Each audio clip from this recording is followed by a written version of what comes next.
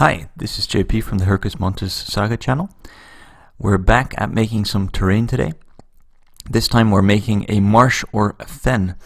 If you look at your rulebook or the Book of Battles in Saga, marshes have the characteristics of being low, dangerous, and providing no cover. So what that means is that you can shoot across a marsh or fen. They also have the same characteristics as uneven terrain since they're dangerous. However, you have the additional penalty of gaining extra fatigue when you move into a piece of terrain. This counts for both cavalry and infantry. Based on this, marshes or fens are really good defensive positions for shooting troops. For this project we're using pt3. I don't think there's a lot of difference between the different types. This is just one I bought from the local supermarket, nothing fancy. Just make sure once you start it that you're gonna put this texture onto a small base template, since marshes in Saga are only come in the small size. Once the papier-mâché is the correct consistency and with enough liquid, you just paste it on the template base, leaving a little bit of room where you want to put some water later on. There's no science really for this, it just depends on what you think is interesting. The drying time for the papier-mâché that I'm using is about 48 hours. I do strongly suggest you wait for this time for it to completely dry, otherwise you have a little bit of whiteness and bubbling happening if you start painting beforehand.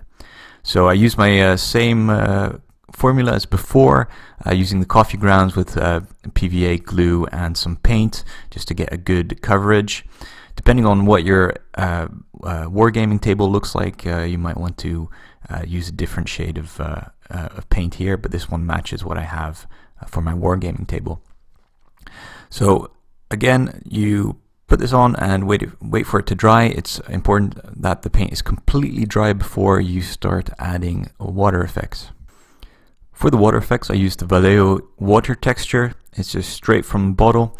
It's perfect for small applications like this.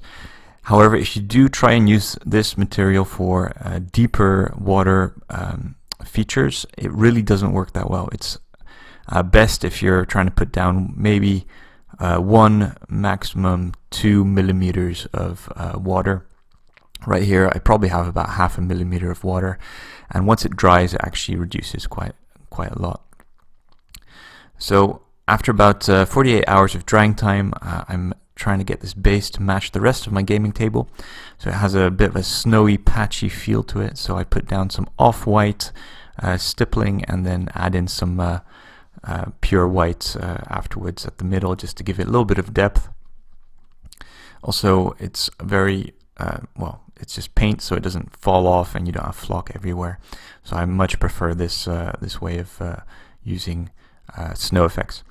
Next, I add in some reeds. I just drill a small hole, and then I take a brush and just cut off a few strands, and then attach it with some super glue.